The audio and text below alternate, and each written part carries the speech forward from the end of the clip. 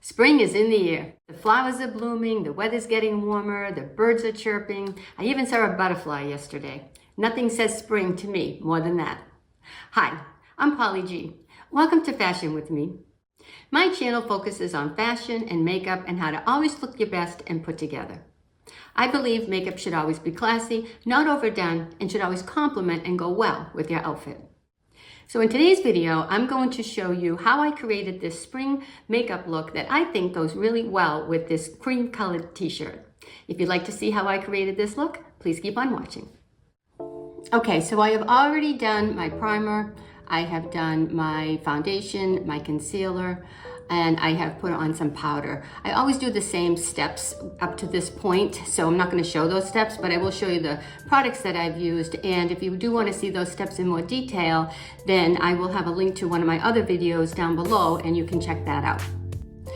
So the first thing I always do is put on a little bit of lip balm before I do my makeup, just so that my lips are nice and moist by the time I get to my lipstick step. So I've already put that on. The next item that I always use is a primer, and my favorite primer is this primer from Joa. It is a glow activator primer, and I use this all the time under all of my makeup applications, and I just love it. It goes on real velvety, and I think it's a great primer. The next thing I always use for my foundation is I have found the L'Oreal True Match foundation very inexpensive.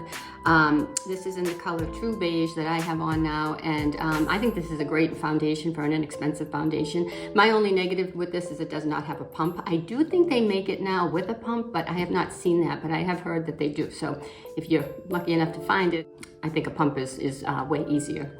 So anyway, that's the second thing that I do. Next step is my concealer, and I use the Maybelline eraser.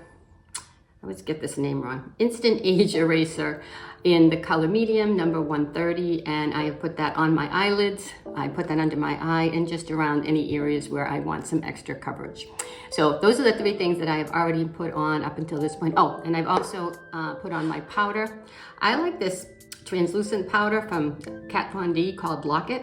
I think this is a great powder, a little on the expensive side. It's about $25 for a full size, but I think this is a great powder if you are looking for a good powder. So after I've done all those applications, the next thing I usually do is put on my bronzer. So for my bronzer, I like this bronzer from e.l.f. This is another product I use most of the time. It is in the color Sunkissed, I believe, Forever Sunkissed. This is a great bronzer, I think. Goes with a lot of different skin tones. So I will apply that now. I always start right underneath my cheekbone and apply most of it right there. And then I just start applying it around the perimeter of my face and on my jawline, around my hairline, and on my cheeks. And then I pull down a little bit of what is left on the brush so that there's no lines around your jaw, on my jaw. Okay, and then I like to also put a little bit around my nose because that is where the sun would always get you. Next will be my eyebrows. And for that, I am using the e.l.f. brow pencil in the color Deep Brown. I think this is a great pencil, eyebrow pencil. It's only like, I don't know, maybe $3 or $4, might be $6 now. Everything's going up, but still very inexpensive. And I basically just follow my brow and fill in any of the sparse areas and to cover any gray hairs, which I definitely have a few going on in there. Then I'll use the other side of this pencil, and it has the spoolie on it, and I will just comb through just to disperse all of that, just like that. And the next thing I like to do is, it's also from e.l.f. Wow Brow, it's called. And this is also in the color Deep Brown. And I like to just go over what I just did with this, lightly brush it on. And this kind of just keeps all of my brows in place. Just a great product, and it's very, very natural looking. And I like to put that on over the pencil. And again, I think it just gives a really nice natural look. Next thing I always do is I use this pencil from Neutrogena. It's in the color called Spiced Chocolate. And I always like to put this on my lower lash line. It's not real harsh. It's not, and I put it on the lash line, not under my lashes, but right basically on the lash line. And all this is going to do is just lightly frame my eye without dragging it down and without being too much. As we age, we definitely don't want anything pulling our eyes down because they tend to droop enough as as it is. So we don't want to, encourage that anymore. But I do think that framing your eye underneath is very helpful. It just kind of closes it, not closes it in, but it frames it nicely and brings a little bit of depth without being too much. Just like that. Now, for the spring look that I'm going to be doing today, I have this palette. It's from ColourPop, actually called Star Wars. Not sure if this is still available or not. If it is, I will actually have this link down below with all the products that I'm using today. I do want to mention that I do have affiliate links to a lot of these products. So if you are interested in purchasing one of these products and you click on that link to make the purchase, I will get a small commission. So I just wanted to point that out if you are interested, and I really appreciate it if you do use one of the links down below. Okay, so for this palette, it is the Star Wars in ColourPop, and I just love these colors. I think this is a really, really pretty palette. It's soft, it's not too harsh. I just think this is going to be a really pretty look, so I'm excited to do this look for you today. Okay, so the first color that I'm going to be using is going to be this color here. And I'm going to use that as my transition shade. So I'm going to put that in my crease. I always put it out on my brow bone and in the outer corner. Love this color. It's just a really, really pretty, it's almost a terracotta, I guess. It's really, really pretty. I like this a lot. I don't know if you can hear the voices outside today, but I think they're having a party over there, so you might hear some people laughing or talking, but unfortunately there's nothing I can do about that. Anyways, okay, so this is the other side, and again, just applying that like that. And for that step, I use this Wet n Wild blending brush. Okay, so for this next step, I'm going to be using this color right here. And I'll be applying that with this flat brush. And I'm going to just put that right on the outer corner of my lid. And pulling up what's left on the brush. And then using the very tip of that brush, I'm going to pull down underneath, just in the corner. Like that. And the other side.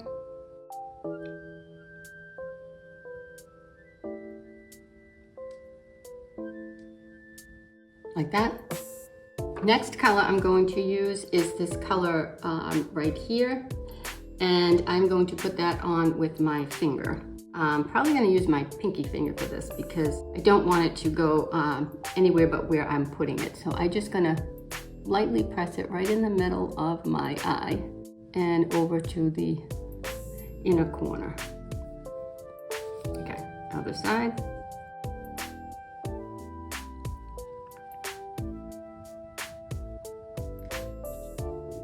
Like that.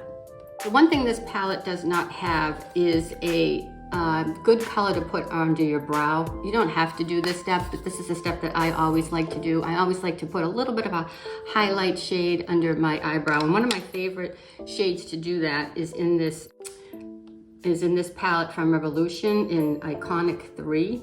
I like to use this shade right here for that. And make sure I'm pointing at the right one. And I just like to very lightly go under my brow with this color. And for that, I'm using a bullet shaped brush. And this is from e.l.f. also, and it's actually called a smudge brush. I call it a bullet because that's the shape of it, but it's a smudge brush. And I just like to lightly put that under my brow.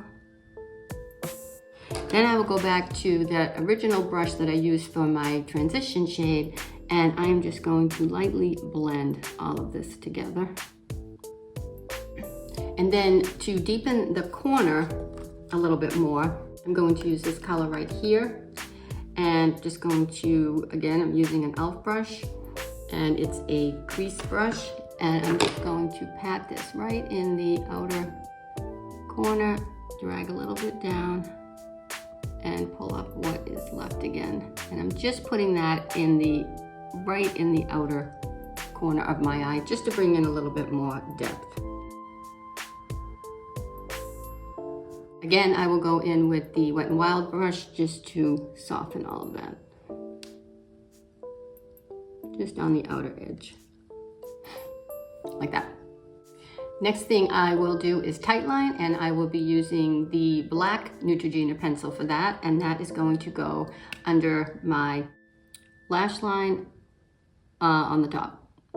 And I just follow the line, and I just let the pencil do the work and just glide it across, and that just brings some nice depth to your upper eyelash line. If you put it on the top, you lose a lot of real estate that way, and it kind of closes your eye in. So I find that this is a great way to bring some depth to your upper lash line without, like I said, taking up too much of your eyelid. Now, if you would like to deepen your eyes a little bit more than this, if it's the daytime, you may want to stop here. If it's more later in the day or in the evening and you want to just deepen up your corners a little bit more, I like to use this Wet n Wild eyeliner pencil in the color, I always forget the name of this pencil, and it's worn off, so I can't tell you. I think it's Simmer Brown, but I will have that link down below, and I will make sure to have the right name down below. So anyway, I like to use this pencil and just deepen the outer corner just a little bit, and I just do a little bit of a flick and just follow the outer corner of my eye and pull it down. And that's just, again, bringing in a little bit of extra depth. It's not much, but it just gives it a little bit more depth.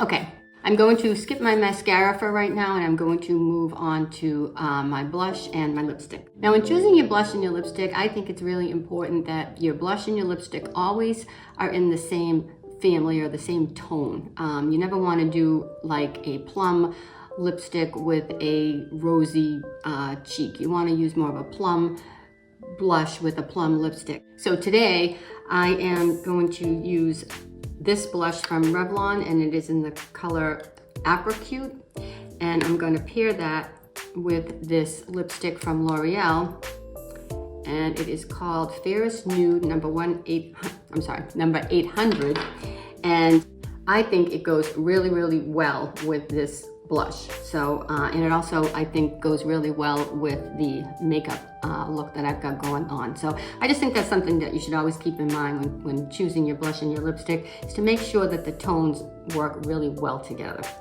So for the blush, I'm going to be using this stipple brush, and I'm going to put a little bit on the back of my hand so I don't get too much, and just start applying. This is a nice light color too, and I think it looks really nice for spring. One thing I like to do if I find I put on a little bit too much blush or it's a little too blotchy, I will take a nice soft fluffy brush like this and just diffuse it so that it's not so noticeable. And then go back with that brush, don't put any more on it, and then just lightly tap right at the highest part of my cheekbone. And I think that just gives a nice gradient look, and it all kind of just makes that glow from within. So I think it's a really great tip when you're applying your blush, especially a powder blush. Next, I'm going to use my lip liner, and this is in the color Natural, and it's from NYX. It's really, really small. I really got to get another one. I use this a real lot, and it's running out, but I do have enough left to show you, so I will put that on.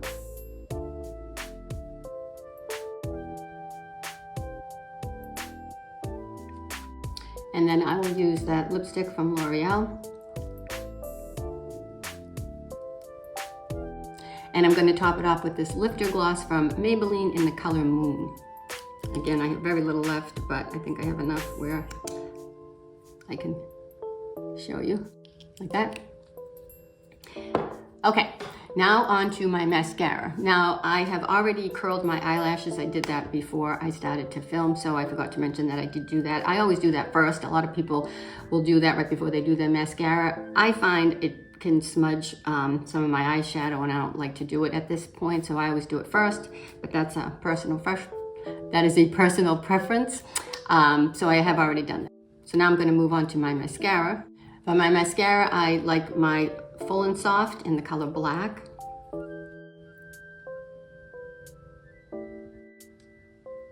And I don't put mascara on my bottom lashes, but I do always put it on the outer corner of my bottom lashes. I just feel it opens your eye up, but it doesn't pull anything down. If you put it on down here, then you're going to drag your eye down, which we don't want to do. So we're just going to put it on the outer, just on the outer corner. All my products are running out. This is getting low as well. You can see I'm not getting enough mascara with this, but that's okay, because I'm going to follow it up with another one anyways. And then the other mascara that I always like to use is from Neutrogena, and it's in Healthy Volume Mascara, and I really like this mascara as well. So I'm going to put that on over this one. So here is the final look. I really hope you enjoyed this video. If you did, please give it a thumbs up, and please don't forget to subscribe to my channel. It really helps my channel grow. Also, I would love it if you would leave me a comment in the comment section down below to let me know what you thought of this video. I hope to see you in my next video, and in the meantime, always remember, keep it classy, keep it stylish, and always be your best self. Bye!